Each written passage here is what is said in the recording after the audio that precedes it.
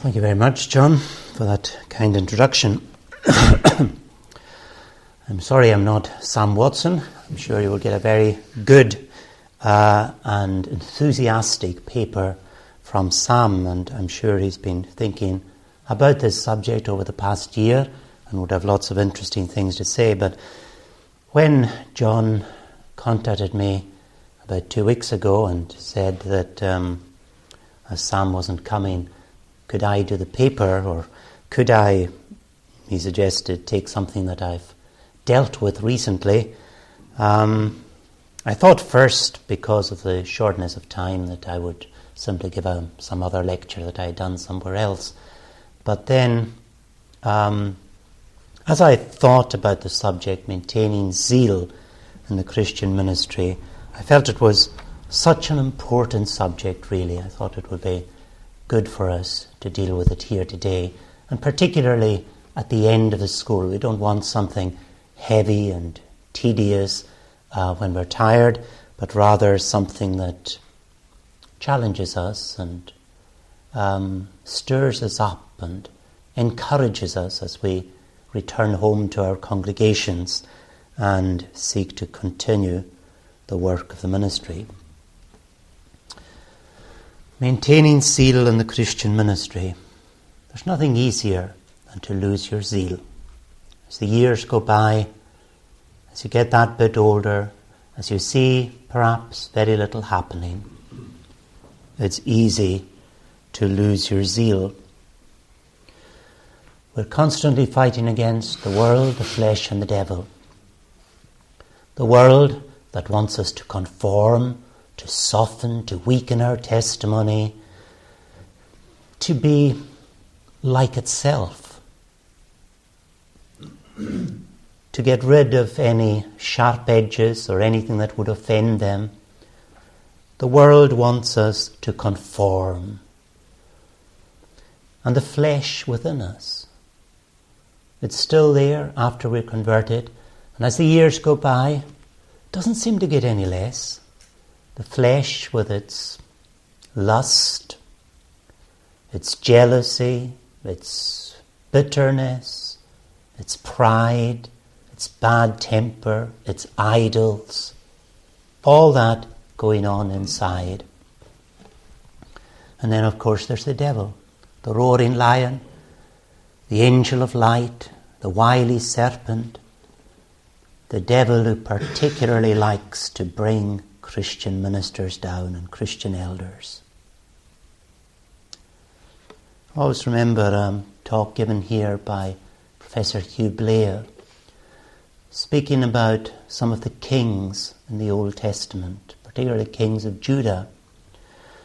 These men, some of them like Asa and Josiah and Uzziah, men who started off well, great men of God, zealous and believing, trusting, obeying the Lord.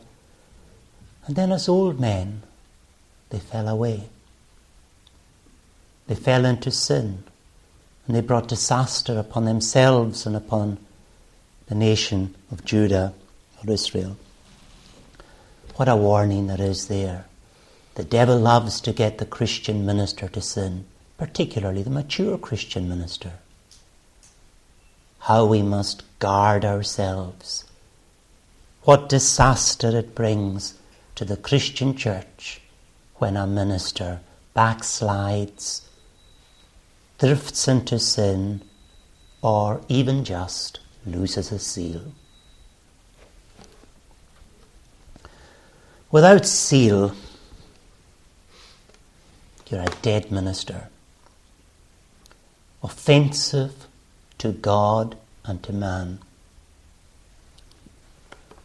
Remember the church of Laodicea?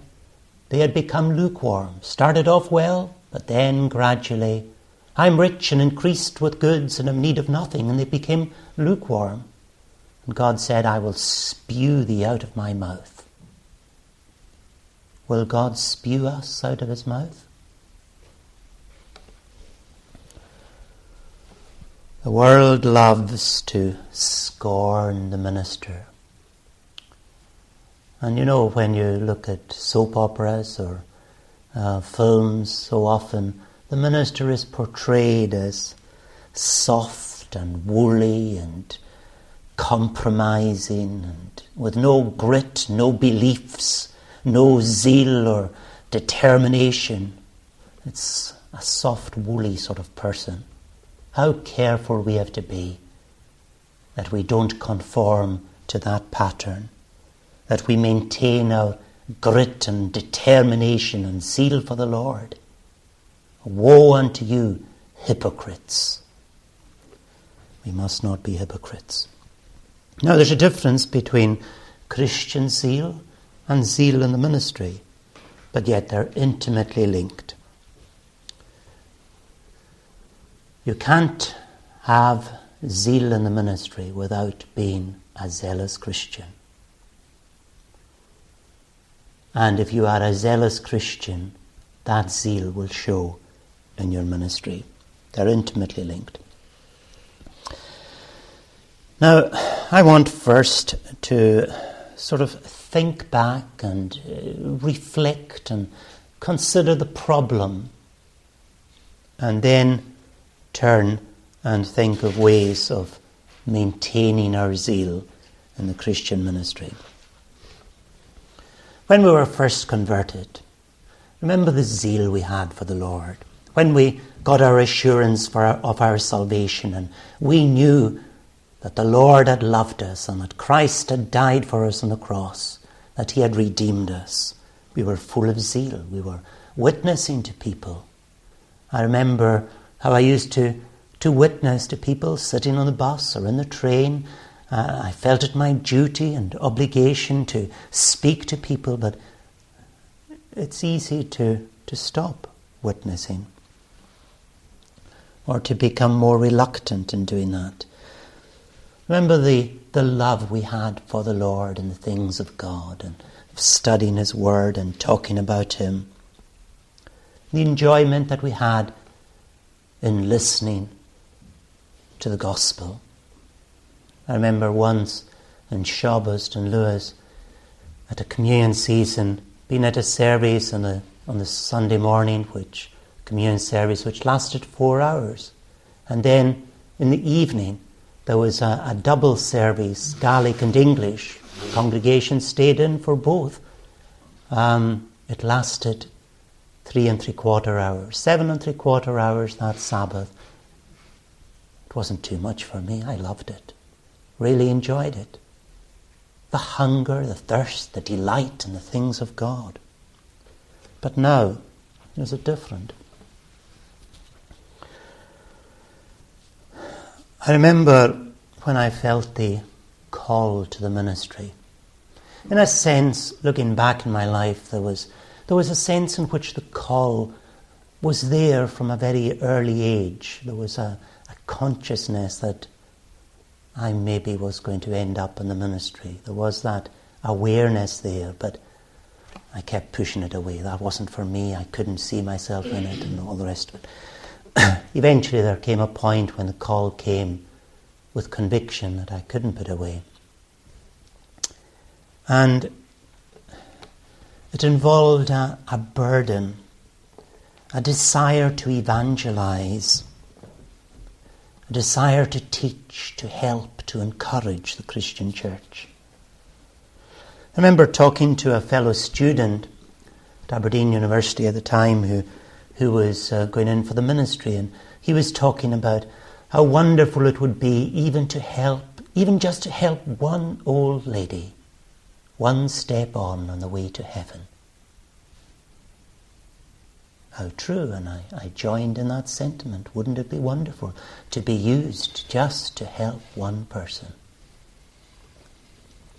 And then we went to college, studying, preparing. I can remember too how I'd studied science in Aberdeen, and then I went to college, and the sense of privilege that I felt going in there, studying the Bible all week, all day long. How wonderful it was to be studying the Bible, Greek and Hebrew. I hated languages in school, and yet it was different when I began to study Greek and Hebrew. I could see such purpose in it, and it was leading into an understanding of the Scriptures. And when I was doing even church history with Professor Collins, he could be sometimes, to some people, rather boring as he opened his notes, and they'd been prepared maybe 30 years before that, and he just read on, a section every day. But I loved it. It was wonderful to discover more of the work of God in days gone by. There was that sense of privilege at studying for the ministry. And then the call and the induction to a congregation. And the high sense of expectancy, setting out on your ministry for the first time. You were looking for growing numbers in the church. You were looking for converts, lots of converts. Looking for the Christians in the fellowship to be growing in grace and maturing and developing and really improving as Christians. For most ministers, I'm sure it's been like that with you, and there was a sense in which that was true with me too. There's a honeymoon period when you begin in a congregation. The first 2 or 3 years, there's quite a stir in the congregation. You're a new minister, your preaching is fresh, your way of speaking is different, your voice, your appearance, your illustrations. Lapsed people return to the church, some new people come along, and people encourage others to come, and there are converts, and there are people professing faith. You're able to build on the work of ministers in the congregation in the past. And everything's going well for these 2 or 3 years. But then people get used to your way of preaching, to your voice, to your expressions, to your vocabulary, to your approach. And it ceases to have that freshness. And they begin to see your faults. And instead of praising the new minister, they begin to talk to one another about that there's this wrong with him and there's that wrong with him, and he doesn't do this, he doesn't do that, and compare you unfavourably, as I was with my previous minister, Mr. Ferrier. And they used to say, oh, but Mr. Ferrier used to do this, and Mr. Ferrier did that. And it can be quite grieving and very humbling for the young minister. And then there's people taking offence too. And I think people take offence nowadays much, much more readily than they used to in the past. I think back to my days growing up in Stornoway, even although the minister would say something or do something that would grieve you or upset you, you'd never think of leaving the church and walking away. But nowadays, the least little thing, and people are in high dudgeon, and they walk away from the church and they're never coming back. It takes so little, really, for them to break their contact with a church that they've been worshipping in and going to for years. The church doesn't seem to command that loyalty from people that it used to have. And that can be really grieving for a minister when you see people in your congregation walking away, or when you see people in your congregation and as you're preaching you can see that they're arguing against what you say or grumbling about it, or you can see on their faces they're not appreciating it, and you're battling against this type of opposition.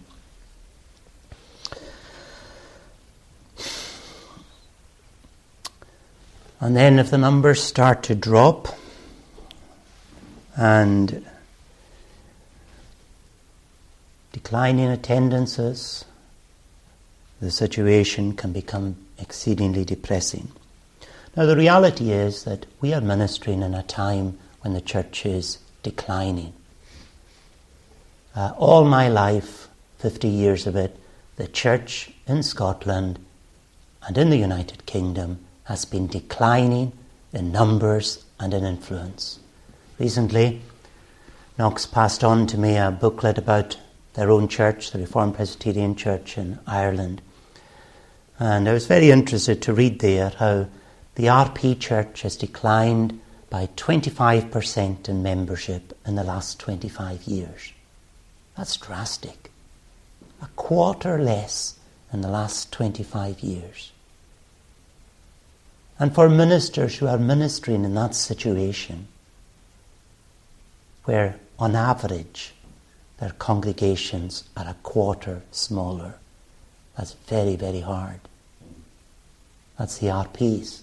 Free church situation, if anything, is worse. I think of when I started in Glasgow as a minister, I would reckon that probably now the Glasgow congregations are about half the size that they were then, 25 years ago. When I think of Lewis, where I grew up, where hundreds and thousands worshipped, again, I would reckon that the congregations up there are about a half what they were in my youth. So we're in this situation where the church is declining, where Christian influence is reducing. The fear of the Lord is no longer in our communities. We were greatly grieved earlier this summer when the local supermarket opened on the Sabbath in Portree, Safeway supermarket. We went and pleaded with the manager and gave him all sorts of reasons why he shouldn't open, but he wouldn't listen. And now when we're going through Portree on our way to church on Sunday, people are in and out of Safeway, and it looks just like any other day.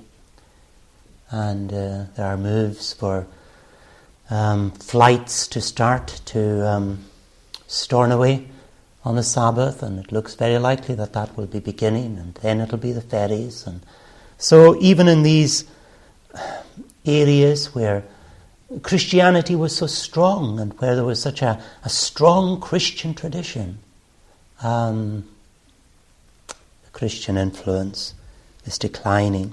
Sin is becoming more brazen, marriages breaking down, God's name being openly blasphemed, the Sabbath day. Wherever you look, God's commandments are being broken. And there are you and I in the midst of this increasingly ungodly society, with our congregations declining and our congregations becoming critical of us and blaming us for the decline. And how can we cope? How do we maintain our zeal? We're very conscious of our own weakness. We're aware that there's so much sin in our own hearts. And we're conscious of our own lack of spiritual zeal and love for the Lord. One way of coping is by lowering our expectation. We live in a dark day, a day of decline. Don't expect too much. Just accept that that's the situation we're in. And many of us cope in that way, and wrongly cope in that way. Just accepting the situation and the inevitability of decline. Things will just go from bad to worse. It's very tempting to make use of God's sovereignty and to say, well, God hasn't chosen to to save people in our day or in our congregation or through us. And what can we do if the Lord won't do it? It's up to God, and He's chosen not to bless us.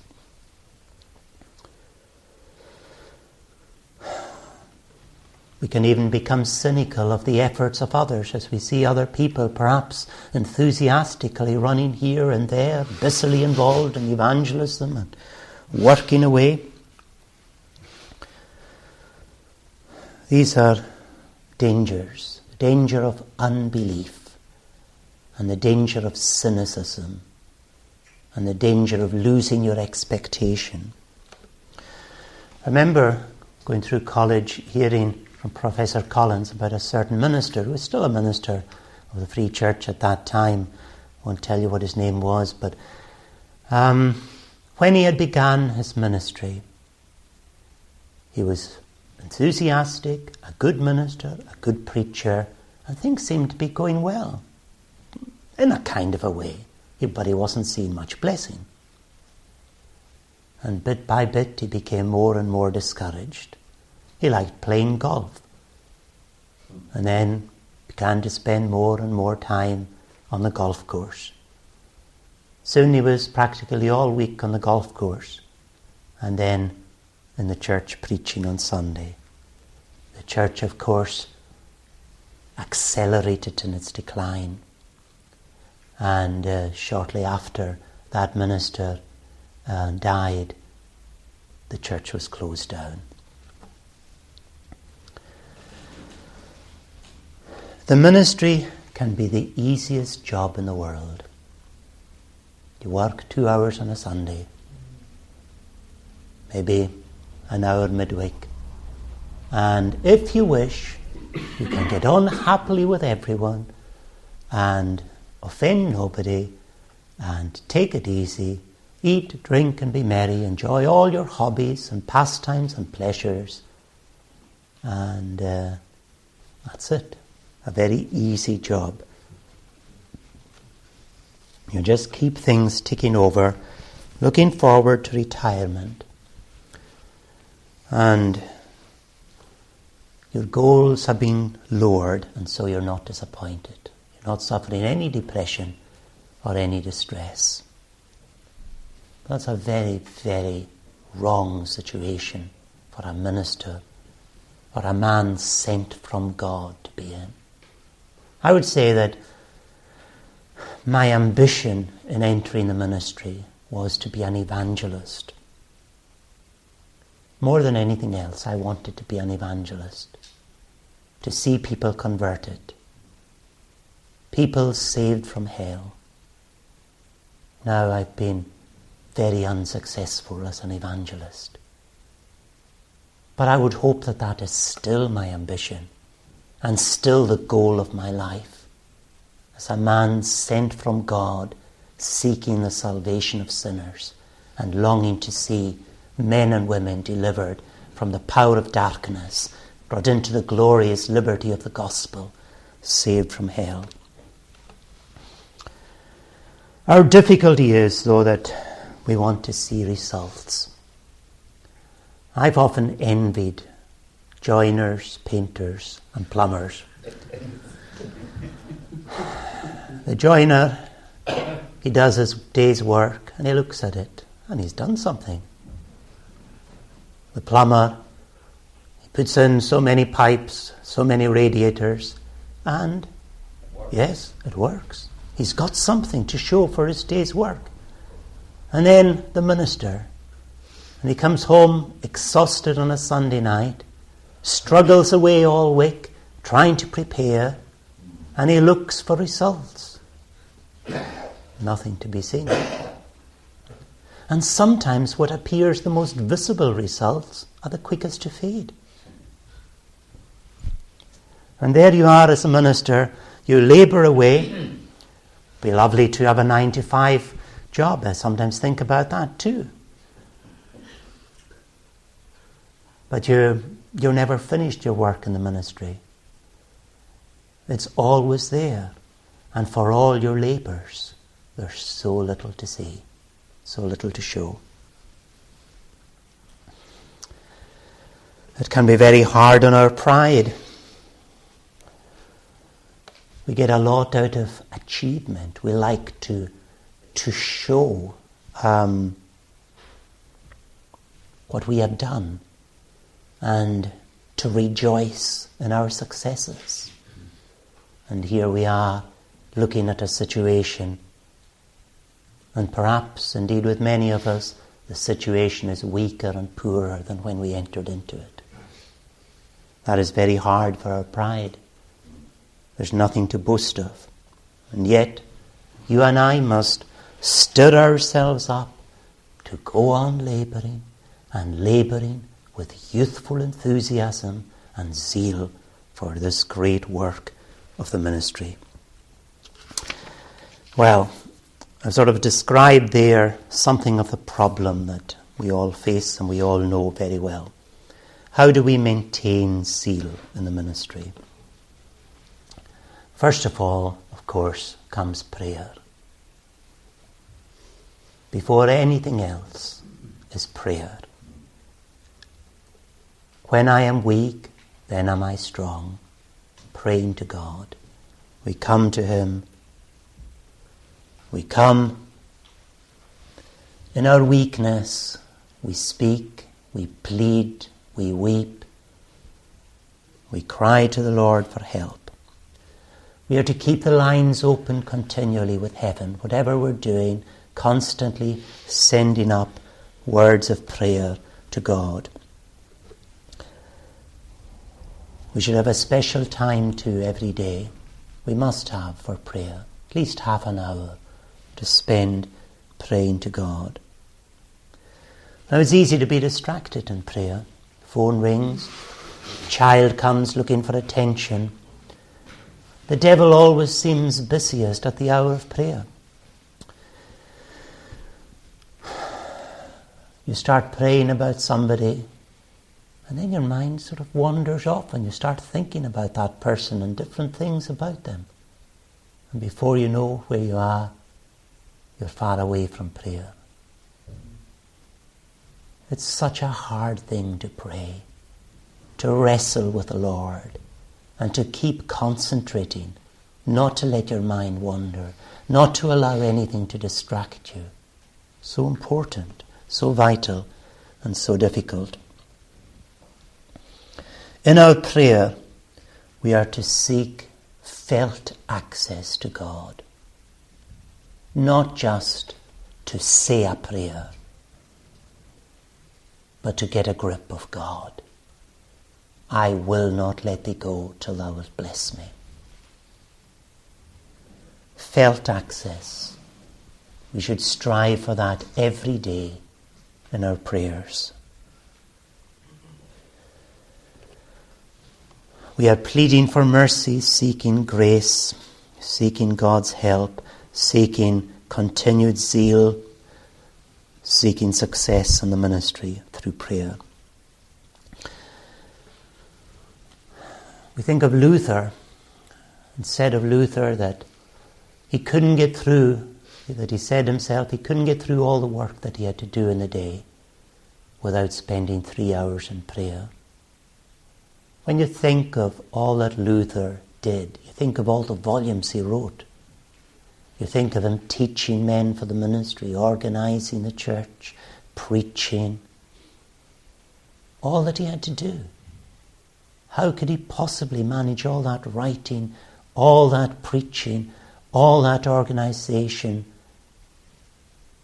Well, he spent 3 hours a day praying, and that enabled him to get through all he had to do.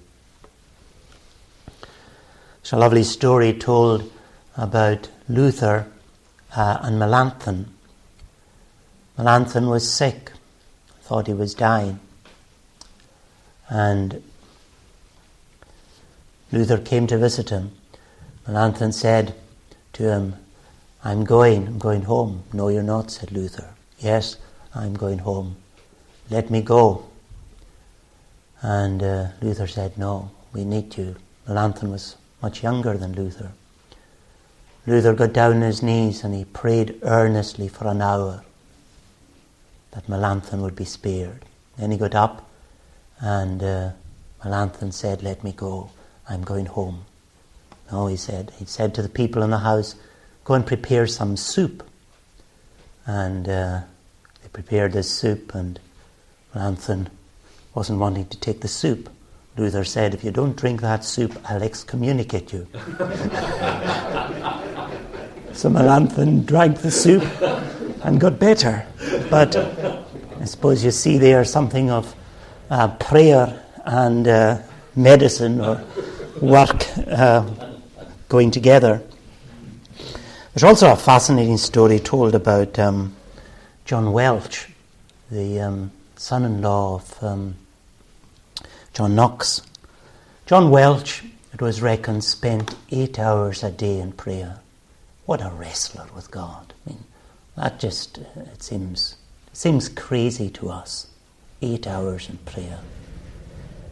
He would often be out in the garden in the middle of the night, even in the middle of winter, frost on the ground, and he would be sweating as he pleaded, God, give me Scotland, give me Scotland.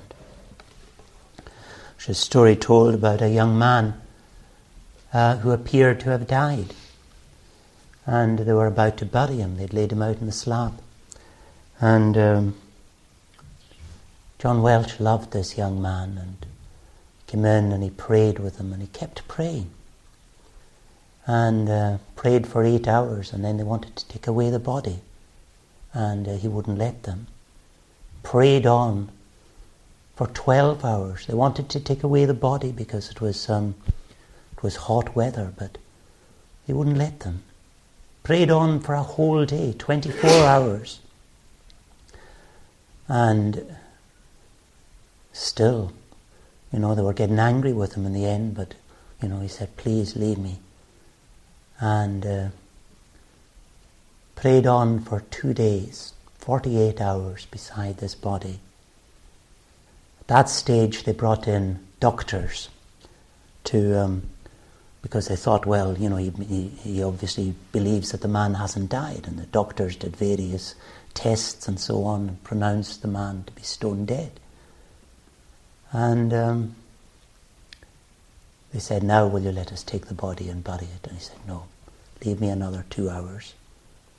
And he prayed on, and this young man opened his eyes. He later became Lord Castle Stewart. He went over to Ireland and he lived there, and he was a man of God. But a remarkable story of persistence in prayer against so much opposition. These things are indeed mysterious, but these were men who loved God and who knew God and who walked with God and wrestled with God. Think of Elijah, a man subject to like passions as we are. He prayed earnestly that it would not rain, and it rained not for 3.5 years. And then he prayed and the rain came. It didn't come at once, you remember. He prayed 7 times before the cloud appeared like a man's hand. The effectual, fervent prayer of a righteous man availeth much.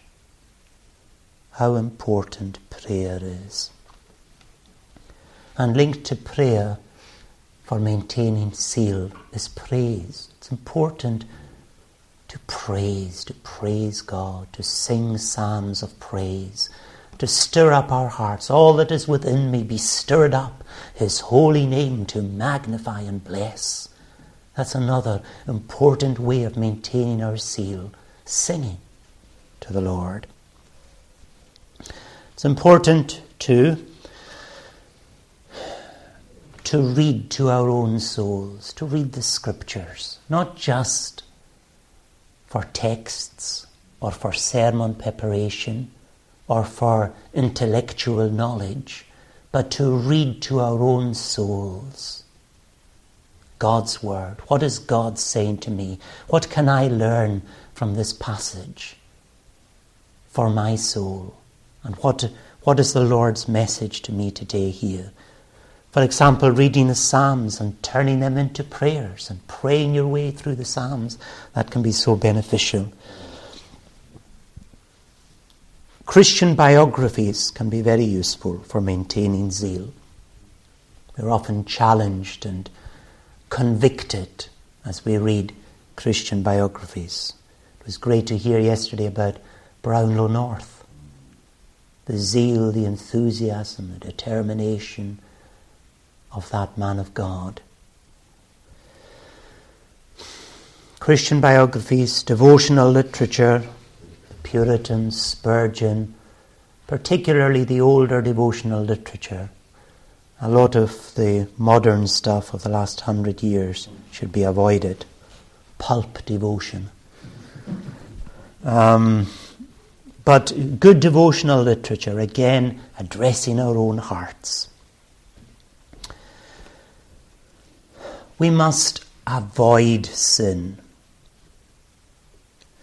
Beware of backsliding.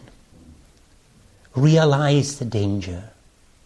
Do you ever pray that you'll be kept from heresy? It's very easy to drift into heresy. We should be praying that we'll be kept from it. Do you pray that you'll be kept from immorality? How many ministries have been destroyed by immorality? It's so easy to drift into sin, bit by bit, without thinking. The devil encouraging you all the way. Maintain a clean conscience. When there's sin on your conscience, confess it. Come to the Lord. Seek to get your conscience cleaned. Flee from temptation. Flee from idols. There are certain situations where you have fallen in the past. Avoid them like the plague. Certain things, certain programs perhaps, certain magazines or whatever, or books that could have detrimental effect. Certain situations where the guard is down, avoid them like the plague. Self-examination is very important. Take yourself to the 10 Commandments. Read through them. Think about the various applications of these commandments and apply them to your own heart. Read the Sermon on the Mount, again asking yourself, how do I bear up in the light of the Sermon on the Mount? The pastoral epistles can be very useful, particularly for ministers. Reading through chapters of the pastoral epistles and challenging yourself. These are words addressed to ministers. How is my zeal? Am I losing my zeal? How is my love for the Lord? How is my faith doing? Have I lost my expectancy? Am I believing in the power of God?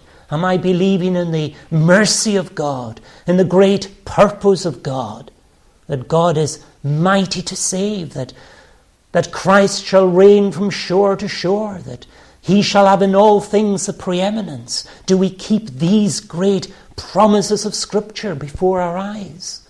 The kingdoms of this world shall become the kingdom of our Lord and of his Christ. Self-examination. Occasional days of fasting, I think, are important. Maybe not the whole day. There's maybe not many that can cope with a whole day, but even a few hours at the beginning of the day of fasting and prayer. Special times. Maybe at communion time, just before your communion. Times like that. To spend time in fasting. When you close yourself off from all the things of the world. And you don't begin the day with the radio or the news or whatever it is, or the newspaper, but you begin the day with God. And you spend some hours in his presence, examining yourself, confessing your sin and repenting. Family devotions are important, and it's important for us to keep things healthy in our own family, with our children, with our wife. Not to treat these devotions as trivial, but to...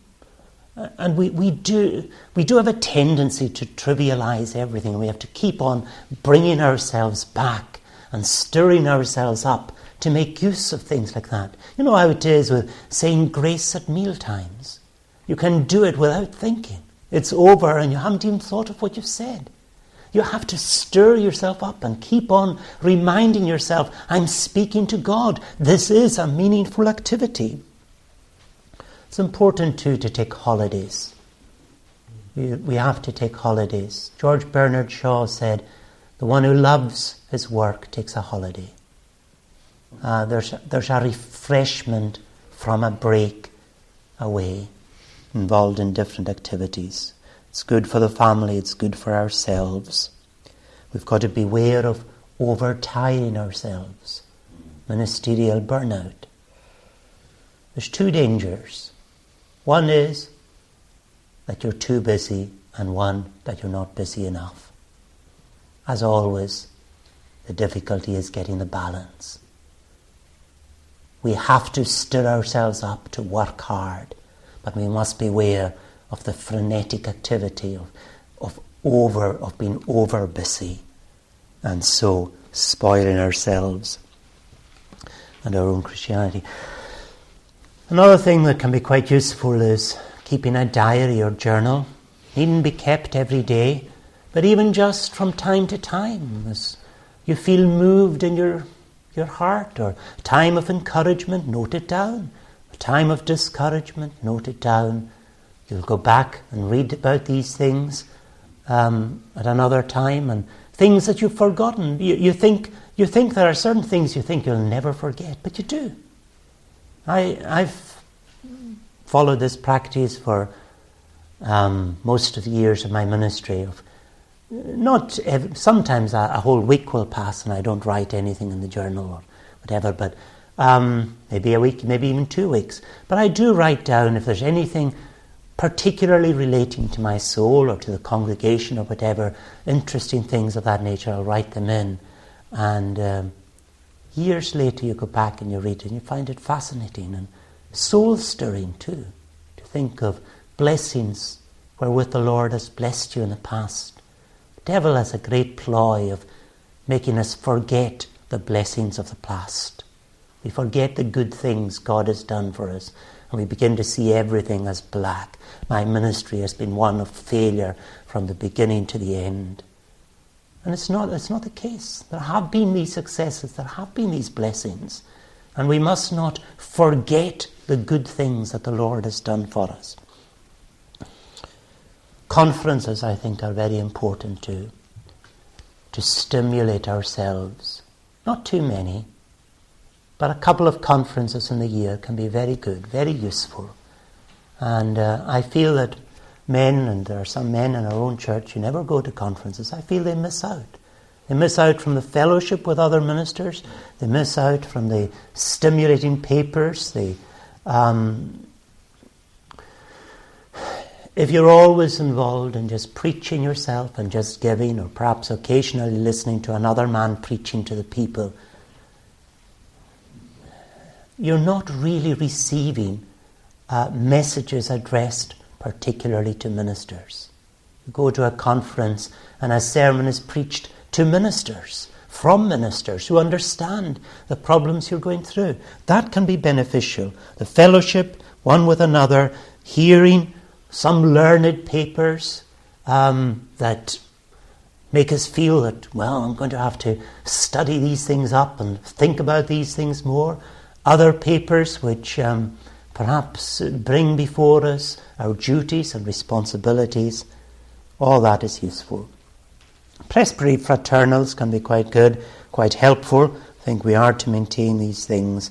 I remember in Glasgow we had a little prayer meeting once a month for some local ministers.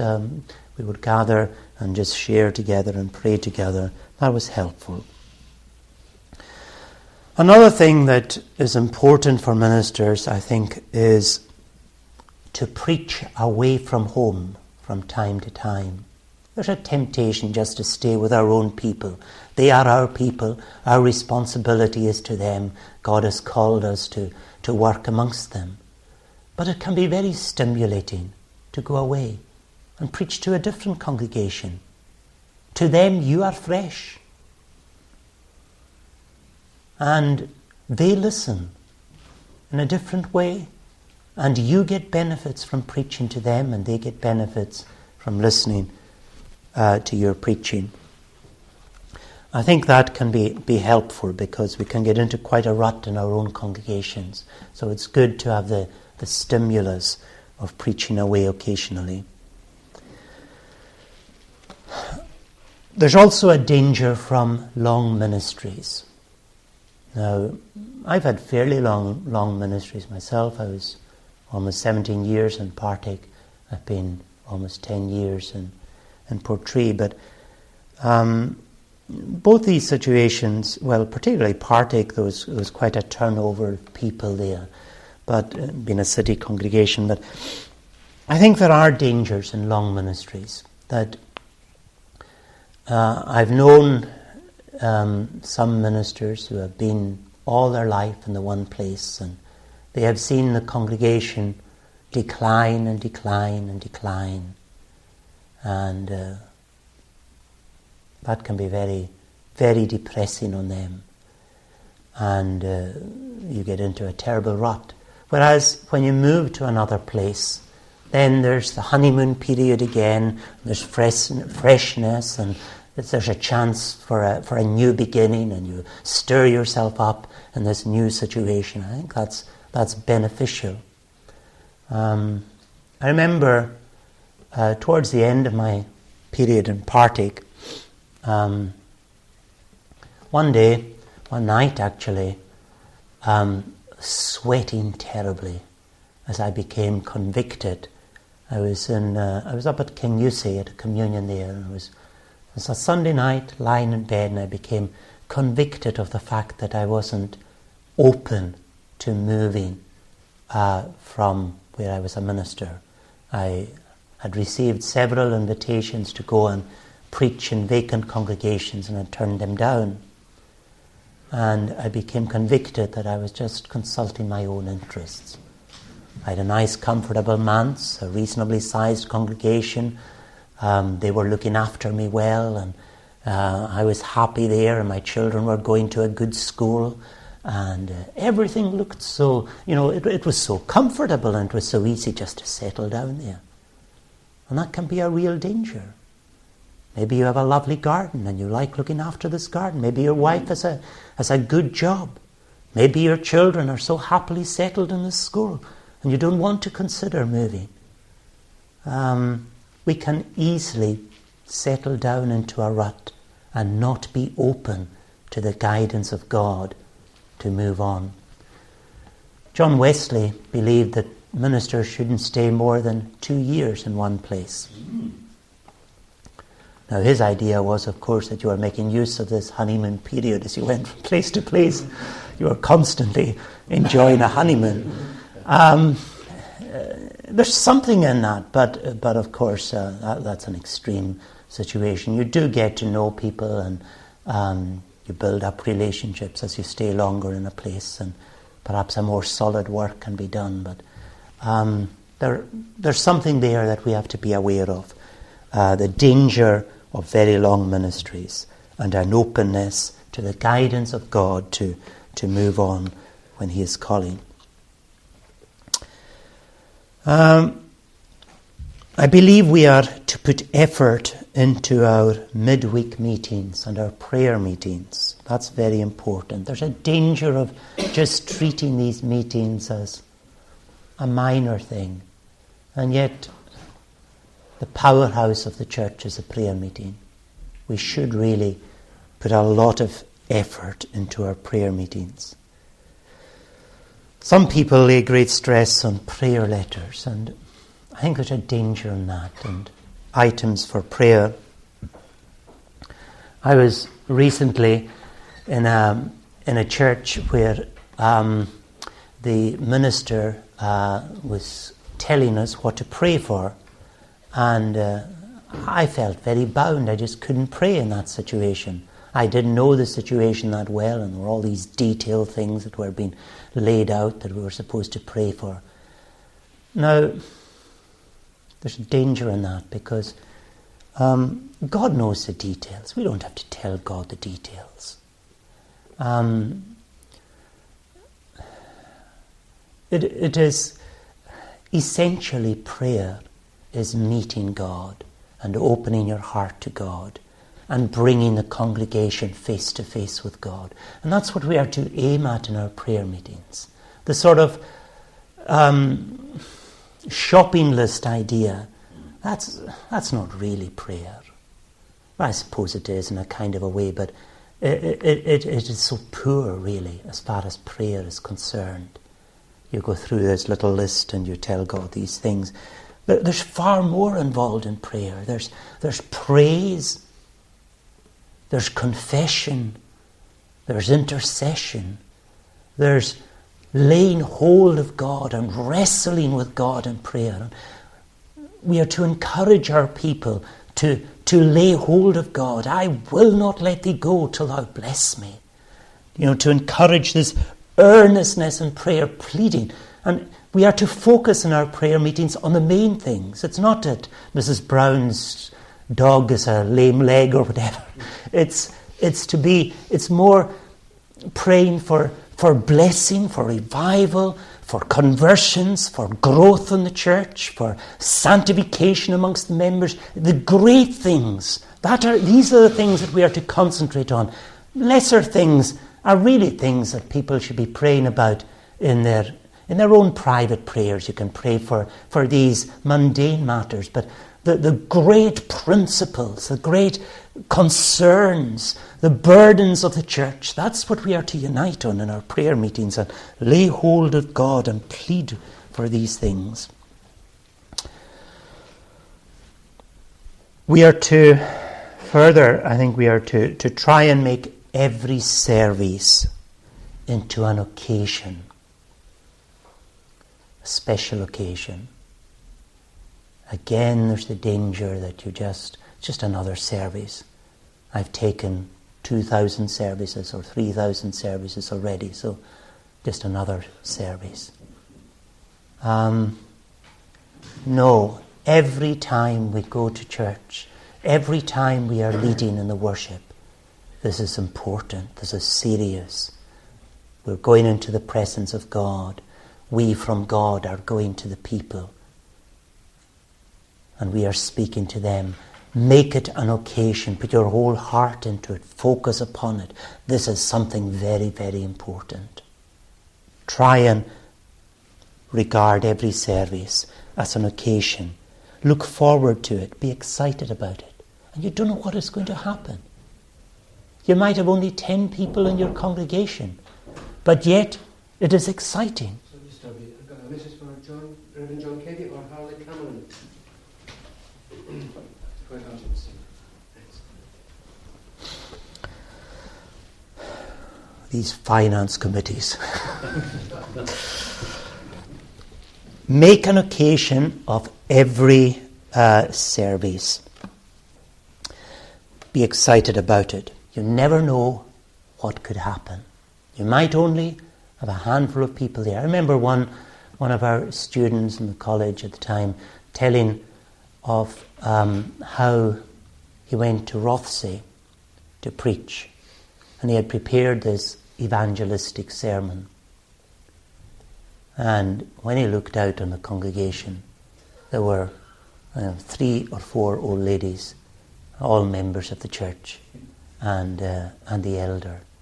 And he thought to himself, this is awful. And he had this evangelistic service. But then he thought, well, this is what I feel I was supposed to preach, and I'm going to preach it. And he did preach. And without him realizing, there was a young fellow who was doing the presenting. He was converted through this service. It was God's time for this fellow. I was hearing another far more remarkable story, really, of just last weekend. Mr. Ferrier was telling the story about a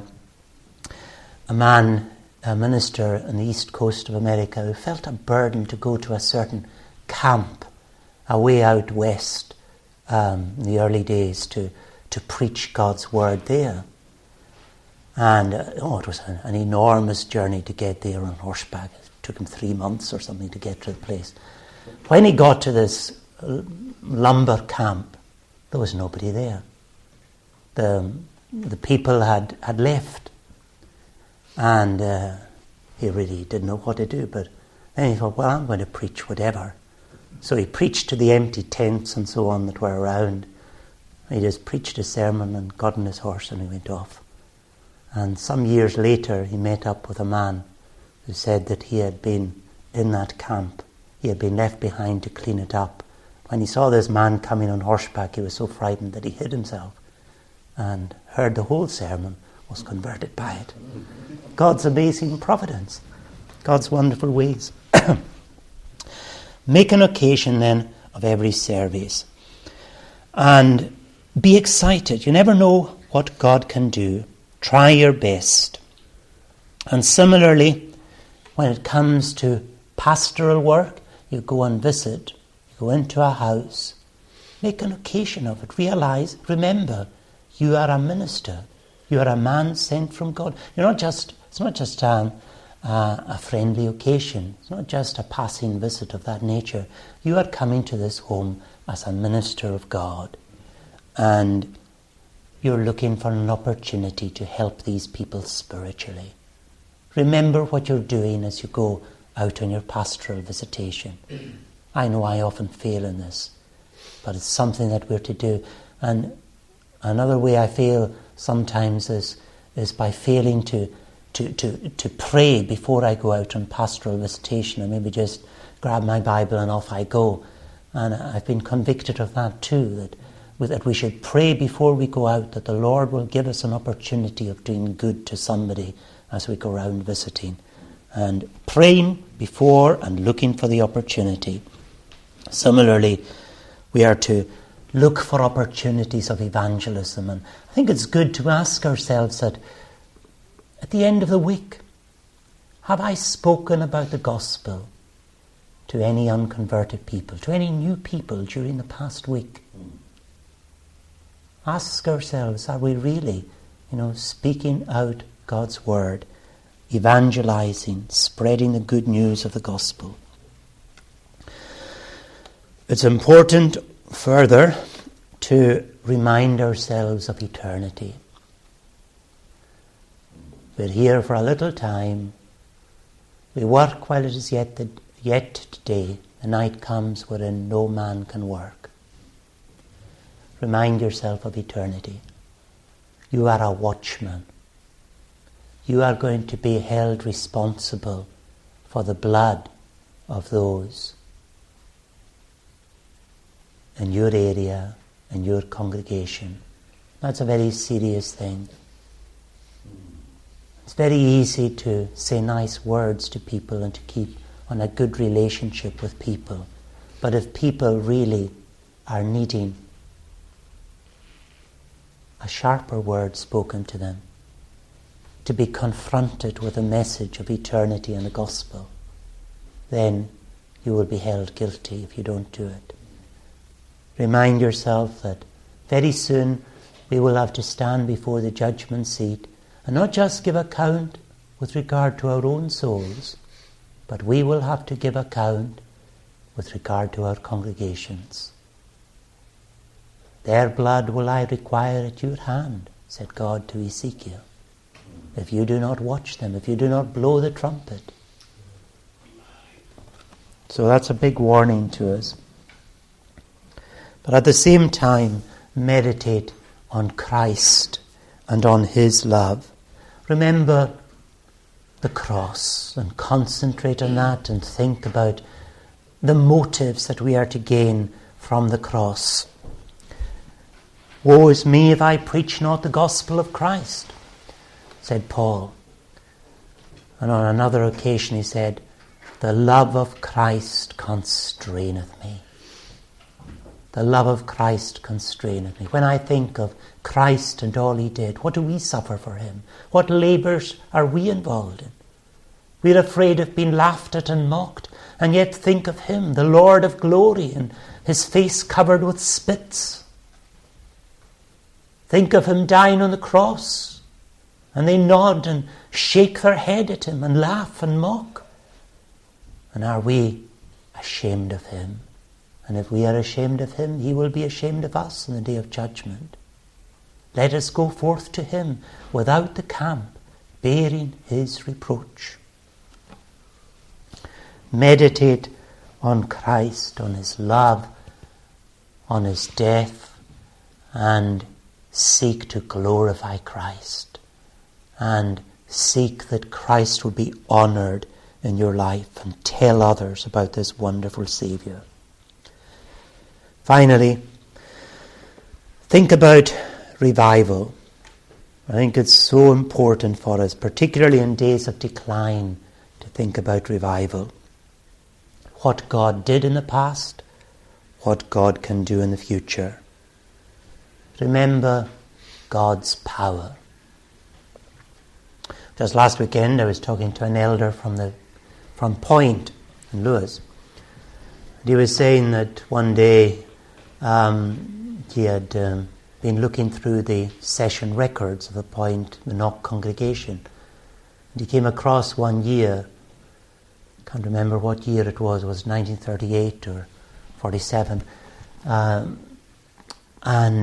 in that year, I think he said there were 78 members added to the church, 78 professions of faith.